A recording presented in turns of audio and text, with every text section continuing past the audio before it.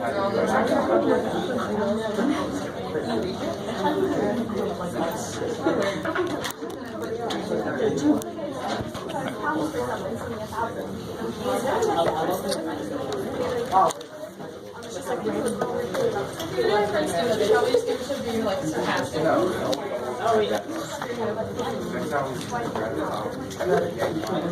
right, let me see.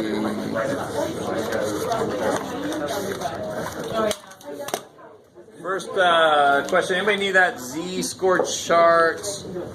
And I think we, the proportion, holy crap, all right, hold on. Who the what? All you people weren't here?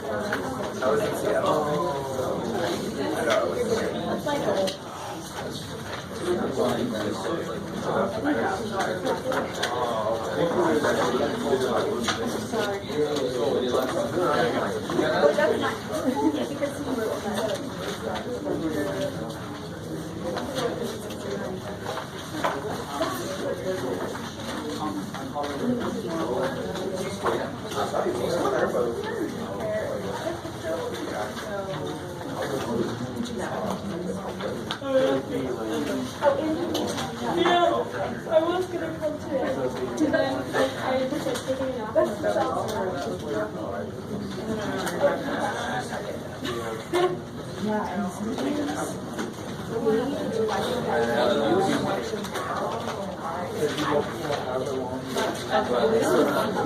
I know, I was really stressed out this morning because I had to shop for Disney and my portal wasn't working.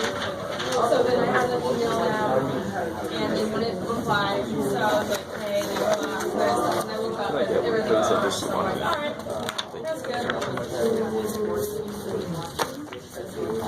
All right. Guys, any questions from homework? Get somebody's attention.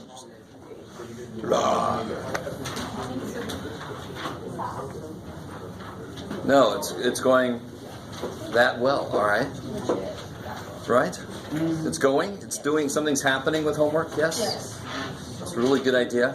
All right. You want to do all the problems from homework, that's totally okay. You can. It's okay. I'll decide not to. You do you. This is exactly what happens. Okay. So let's do this. 8.1, 8.3, we sort of did those first, and then we got just like the tiniest amount into 8.2 last time. So obviously today I want to focus on 8.2. Can we review Sure, okay. All right. lecture? I knew more words were on the way. So what kind of confidence intervals have we talked about so far? We've got confidence intervals for a mean versus confidence intervals for a... No, what happened? I didn't say for a population. It's always for a sample, always for a sample, right? You're taking a sample and then trying to extrapolate something about the whole population. So I can either take a sample mean and build a confidence interval for the real mean, or I can take a sample blank and build a confidence interval for the real blank. Percentage. I love it. And that's the one you see in the news. If you ever watch the thing called the news, or the newspaper, they still exist, or somewhere on Twitter. I don't know what the hell. I don't know if they talk about polls on Twitter, but they say it looks like 40% want to vote for Bernie, plus or minus 4. That's the give or take. That's the error bound. Holy shit, that is a confidence interval somebody constructed, and they put the real answer at the bottom. It's 40, plus or minus 4. This is important. It should be way up here. Shit. Right? All right, you guys kind of with me? Because people read this and they're like 42 and 37. Well, obviously this guy's going to win. When at the bottom is like give or take 4, they could be the same. This guy could be above this guy. It's all possible. Are you guys kind of with me? That's the thing. That's the thing about confidence intervals, that it's not complete unless you tell me the whole error bound too. That gives me an idea of how off you think you are.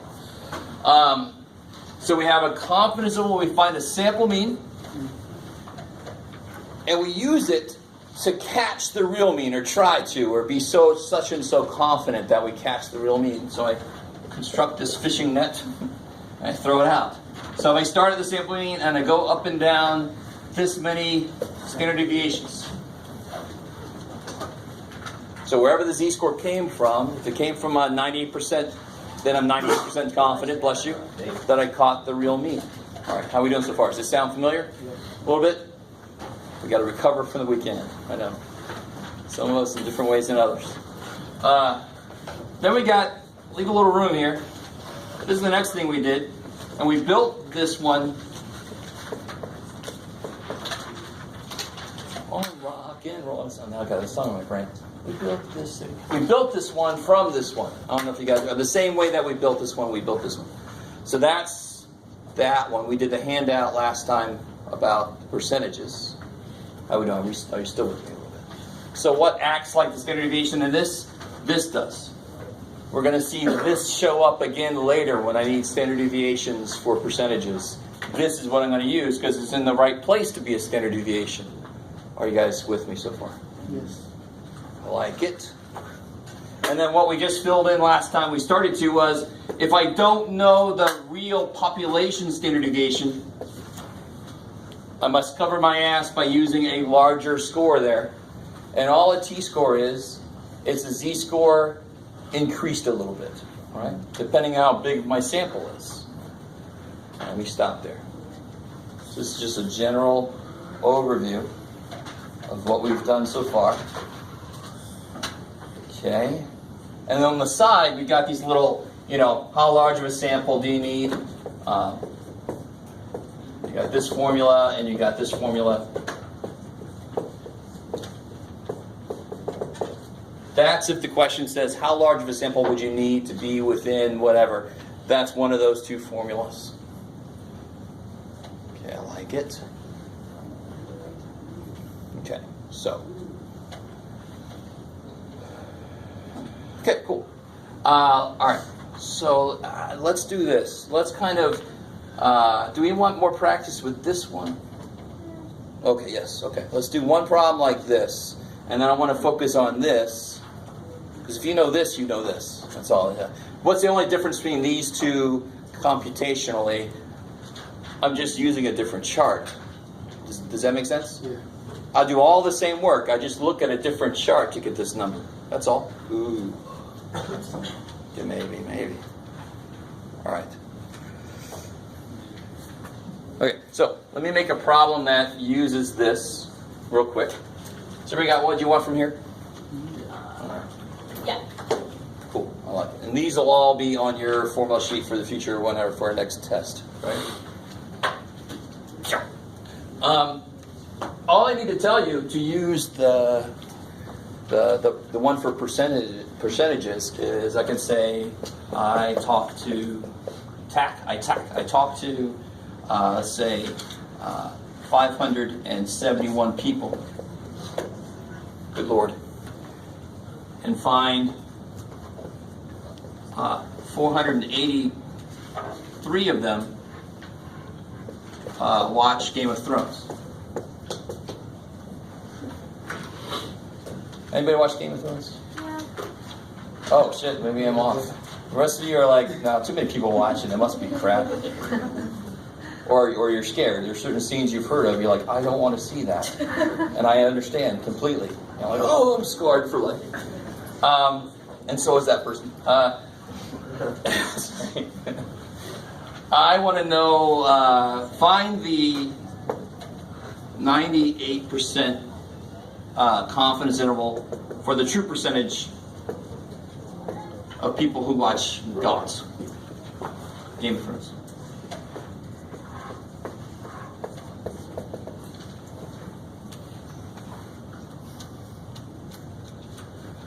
All right, so everybody get the gist of the question? I like it. So a sample is never good enough on its own to describe an entire population. That's almost a silly statement to have to make. You're like, well, yeah, Jeff, sample is a sample. It's not the whole population. So what we're trying to do is, it's still useful information. We're trying to extrapolate a little bit. Well, I can't say that the percentage I get from my sample is the same for everybody, but I can say, well, the percentage of everybody looks to be between this and this. Maybe. Would you say I have a decent sized sample? Yes. Yes, definitely. Even if I'm talking about America, which has how many people in it? 330 million? Yeah. That is still a very good sized sample. That is still a very robust sample. All right. How you get? You guys all right? Okay. What do I have to check? Oh, shit. What do I have to check to make sure I'm allowed to use percentages turned back into z-scores? To use the z-score chart? What do I have to check? Check for normality. And how do I, so the check for normality involves doing what? Yeah, I need n p hat and q hat. Is anybody savvy enough to realize I actually don't have to do any work for that? What would p hat be? What's p hat? From what I've told you, what's p hat? How do you get it? 98. 98. What is it? Sorry, be careful. 98 is how confident I want to be. I know that it's a percentage. It's very evil though. What is my percentage for my sample I took? How'd you get that? Yeah, 483 people said yes out of 571. Right? That's going to be my sample percentage. I know that 98 is a percentage.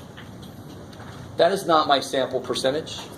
I could have said that before I even took a sample. I want to be 98% confident. Now I go take a sample. So I don't know what my sample percentage is yet. So what's my percentage from the sample? 483 out of 571. So, real quick. And what's N? 571. 571. And it's always the total number, people.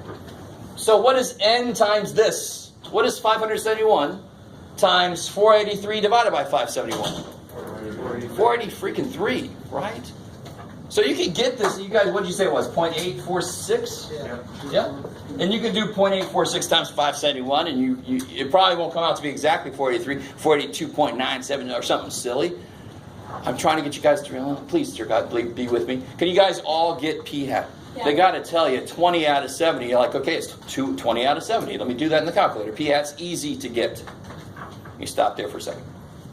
If you don't understand what I'm trying to explain to you right now, just take your p hat times n and get a number. It's all good. I'm just trying to tell you, you already know what np hat is, right? It's staring you in the face. Because what's 571 times this? 483. So what's the rest of them? 48 minus Subtract. Right? It'd be 88. And these are both Greater than 5. good. I like it. Now, real quick, did somebody do what's 0.846 times 571?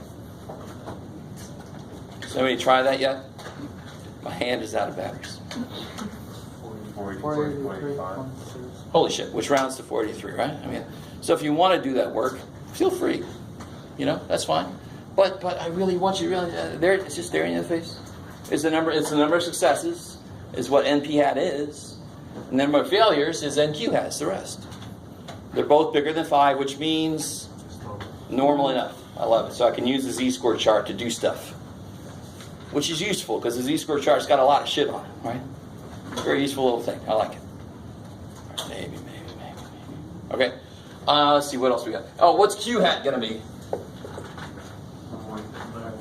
Yeah, 0.154. Just the rest, right? Whatever P hat is, Q hat must be the rest to make a total of 1. No matter what clothes P and Q are wearing, they always have to add to be 1. I like it. There's no P pants, thankfully. There's only P hat, Q hat. All right. So now what formula am I going to use? So where to get this? P and Q, no matter what they're wearing, always have to add to be 1. It's my 5th puberty. Right? Be 1. So P hat is 0.846. Q hat must be 1 minus that. Must be the rest. I like it. Cool. I like it. Maybe. What does P mean in general? Number of successes. Not number of. Percentage of success, right? Probability of success is another way. Right? So then Q hat must be the rest because together they make a whole. Successes and failures. You can't. I'm neither. No. Right there, you're a failure. Get over there. Right? You're either success or you're a failure. That's all there is to it. That sounds very bleak for life, but no, it's just for this problem. That's not a life philosophy. Don't make it that. All right. So what formula am I using to construct this confidence interval? What formula am I using? Probably the one that's got P's in it, right? P's so P hat. Plus or minus. Z. Times the square root of P hat over Q hat. So we got P hat, we got Q hat, we got N. Of course, all I'm missing is Z-score. Who remembers the Z-score, or can you look it up for the 98%, or 90%? Good, 2.3. And let me show you something real quick, just to remind you guys. I'm going to go ahead and use the one from this chart, but let me remind you. Everybody's got a T-score chart now, right?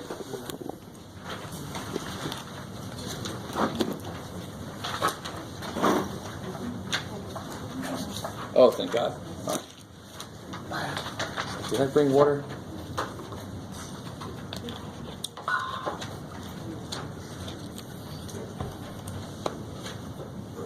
How about them Padres? Oh, sorry.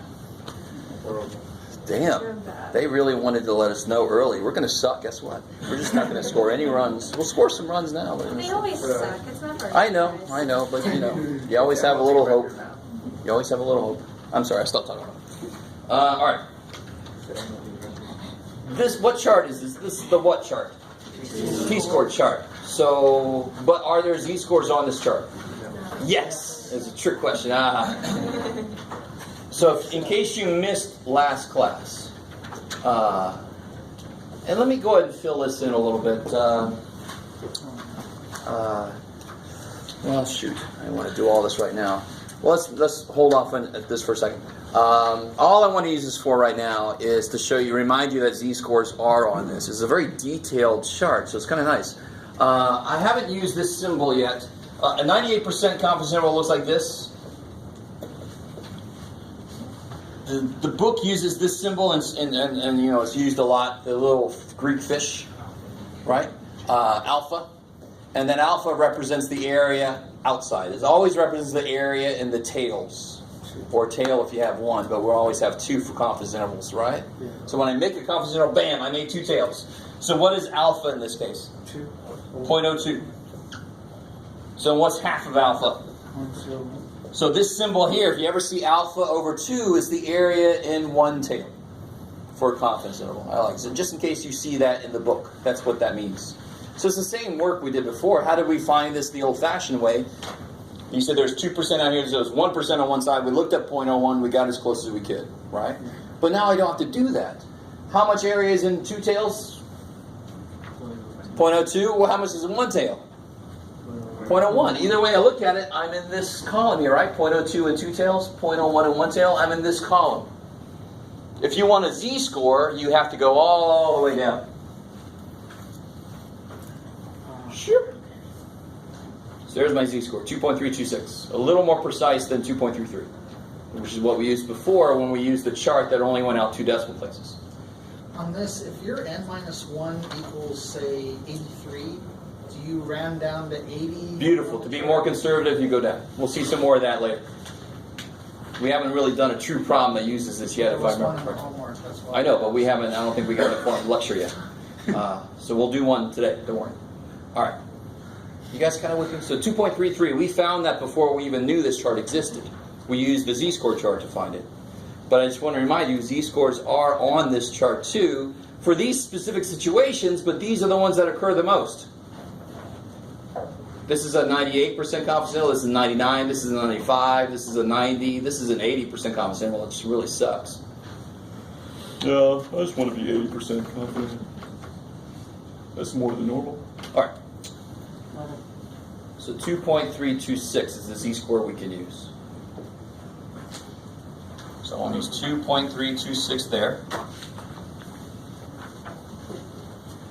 Give or take that. P hat was 0.846. Q hat was 0.154. And N was 571. 571. The most common mistake is to use the wrong one, but you just use the bigger one. Yeah, the total number. Yes, sir. How did you get the 2.326? I know it was on this in the 98. That's it. So the idea of t-scores is the smaller my sample gets, the bigger the t-score gets to cover my ass for not knowing something, right? In this case, the standard deviation. So that makes sense that when I let the sample get really, really big, these are effectively z-scores. T-scores become z-scores when my sample gets really big. Okay. Because then I don't need my ass covered so much anymore, right? Okay, cool. I like it. So then for this one, would you go to the 500? I would go to large. Why? Large means z-score. Oh, okay. Yeah. And why does it just say large? Why is it more specific? Because it can't be specific. It can't. It really can't. Because, to be honest, these are different from z-scores in maybe the 8th decimal place or the 28th decimal place. You kind of with me? So, large just means as large as you have, however far you want to round it to. All right. So let me make sure you understand. So if I have a really big ass sample, then I feel really confident that my standard deviation is very close to the real standard deviation. Does that make sense if I say that?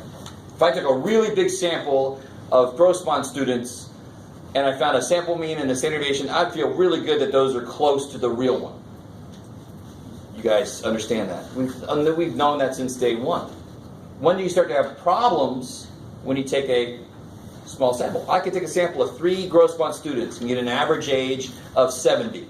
I could do that relatively easily. Believe it or not, there are people here that are 70 and older. You with me? But can I take a sample of 5,000 Grossmont students and get an average age of 70? No, it should probably be getting closer to the real average age of all Grossmont students. Are you with me? So when my sample is large, S is basically sigma. They got to be really close. They almost have to be the same thing. Does that make sense? So therefore, my score that covers my ass for not knowing sigma, I don't need its help anymore because I effectively know sigma, and my S is sigma basically. It's got to be close. So that's when the sample is large. These are just z-scores. Don't these look familiar? 1.645, 1.96. Those have all come up before. We use 2.575 just because the z-score chart isn't, that precise. Why wouldn't you use the 500? Why is the 500,000 2,000? Oh, I see the problem. Okay. All right. You're looking at this, and that's okay. All right. How it says, how can I say this? You never use t-scores with NPQ problems because I'm never asking about. How do I say this? Am I asking about the sample mean? No, you're asking about the percentage. Yeah, I'm asking about the percentage. So I don't even use an adjusted standard deviation. I don't know if you guys remember when I built this, I used sigma. I didn't use sigma over square root of n. Believe it or not, you can go back through your notes and see I didn't. Because I'm not talking about sample means here. I'm talking about percentages, right? So I actually, either it's normal enough and I use z-scores, or it's not normal enough and I don't do shit, right? That's, with NPQ problems, it's awesome. We never use t-scores for NPQ problems. And now I know I have out there somebody, we're looking at the freaking t-score chart. What's up with this dude? He just said don't use it, and we're looking at it because I'm only looking at the part that's got z-scores on it. Why am I using this? Because it's set up beautifully for confidence intervals, right? If I want a 99% confidence interval, I go to the one with 1% and 2 tails. Bam! It's a lot quicker than using the z-score chart to look through until you get close enough. Oh my God, this is much better for that. I can't use this though if I want a 97% confidence interval, right? Something you know I'm going to do to you, right? Okay. All right, maybe. So that's a good question. I didn't even realize why you kept saying 500. I'm like, oh, that's why. Okay, maybe. You never use t-scores with NPQ problems because you're constructing your own standard deviation. So you've always got the standard deviation you want to use. That's the bottom line with the NDQ problems. All right, I like it. Okay, so how do I finish this up computationally? What do I do first? Yeah, figure out this error first, because then I can add it and subtract it from this. Right? Yes, sir. I just want to go back to the chart. So you wouldn't have to bother using the other values. You would just go to the largest one. Right? Yeah, if you know you want a z-score, whatever situation you're in, you can use this chart and just go to the very bottom. That's where the z-scores live. If I don't know the real standard deviation and I'm not sure about it, then I have to use this bigger t-score. I would just stop at the one related to my sample size, right? And then that's going to tell me, oh, let me cover your ass a little bit for not knowing the standard deviation. But if I have a really big ass sample, right? So instead of large, you could have just said big ass, but they said large. Probably because it's more technically appropriate. I could use a z-score. I don't need anything to cover my s anymore because I know this s is about sigma. I like it. Maybe. All right, let's do some examples so we see how this works out. So help me out. So anybody, just to remind you guys, let me use my calculator. Yeah, anybody else need a t-score chart? Oh, go ahead. Those I ran out of. Yeah. I think I have one more here somewhere. There. What's up? Maybe you. Come in handy. All right. So then to do this on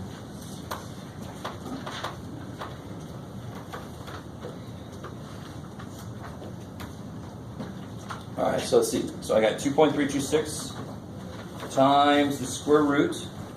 Now, if you have the newer calculator, it's going to make the square root symbol grow big. If you have an older one, it's going to have a parenthesis. Just don't close that parenthesis until you get all this stuff in there. Because if you close it, you're outside of the square root symbol. So I'm going to do 0.846 times 0.154 divided by 571. Close. I don't even need that. So this one grows. Oh, sorry. You need to put the parentheses around the numerator. Nope, I don't. You could hit. I don't. You could hit y or alpha y equals. No, you guys. Multiplication division. It knows. It'll just do it as it comes there, right? It's all. Yeah. Yeah, you don't need parentheses, but to be careful, you could. Normally, you do need it on the top of a fraction, but this is multiplication division.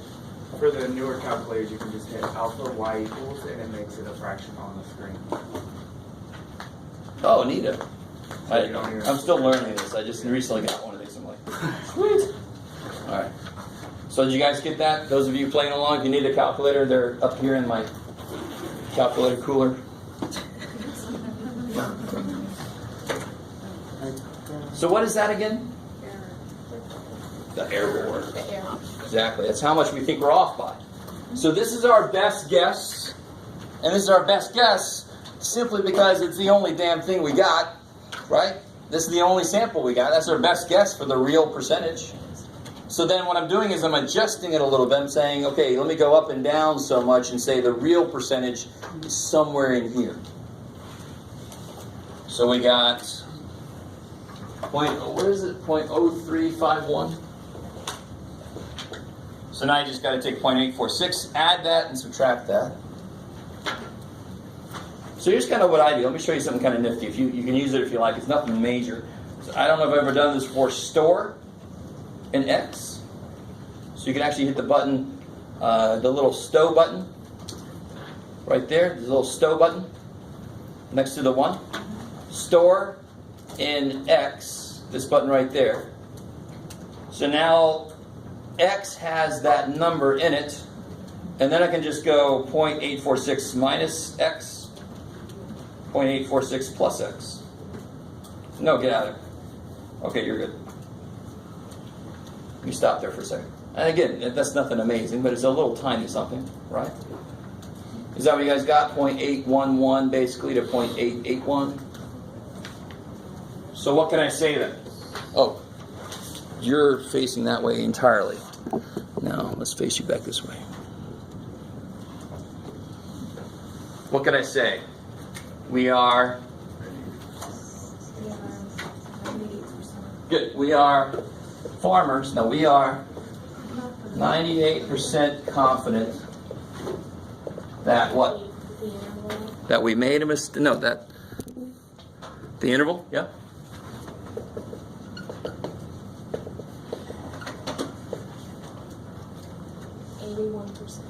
Good. 81.1% to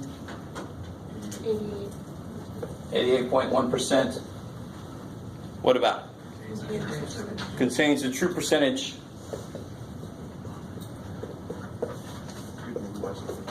of people who watch excessive violence. Game of Thrones. That was, I think, their first title for this show. Excessive violence every week. Oh, yes. So the only thing you're changing between the two problems is the true mean and then the true percentage. Yeah. So in one case, you're talking everything about means. In the other case, you're talking everything about percentages. So just pay attention to what you're talking about. Don't say the true mean is 87%. No. Right? The true percentage of whatever is. I like it. So, would you say this is pretty precise? Sort of, yeah, right? Or like 7% range of possible values, right? What's the probability that we're wrong?